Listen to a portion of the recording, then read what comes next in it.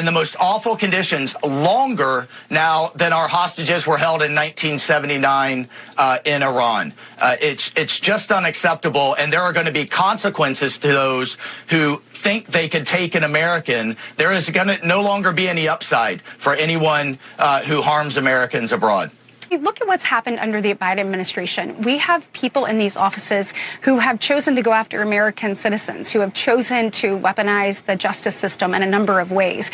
When I talked with Pam Bondi, she committed to me to getting back to doing the job of the people, to getting back to doing what the department was created to do. So whether we're talking about the AG, whether we're talking about the FBI, whether they're talking about the Department of Defense, people want these agencies, these departments to actually work for the American people.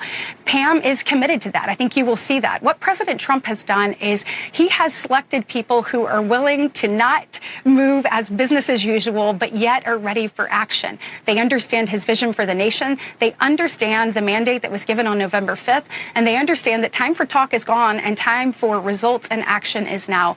And so I think people are actually sick of the weaponization. We had this conversation. We talked about politics not being part of the process of what you do in the department.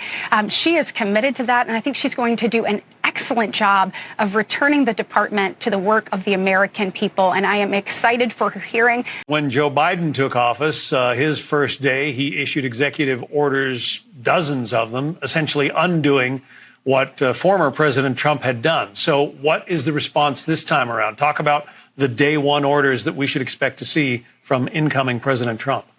Yeah, this is very exciting. So on day one, we'll have executive orders and we'll have executive actions. First and foremost, we are going to secure our southern border. We're going to get those Trump policies back in place. We're also going to begin the deportation efforts. So that's very important. We're going to remove some of the restrictions on our energy exploration. And John, we're going to get this woke nonsense out of government, completely start stripping down the Green New scam and get back to some sanity with our federal government. But President Trump made it a really big deal, a major point of his campaign, that he was going to get that southern border secured. And I can tell you the team has been working overtime. They are going to put some amazing things into action on day one. So you think we're going to see results virtually the first week he's in office? Absolutely, because so many of these things, you can literally just put the Trump policies back in place.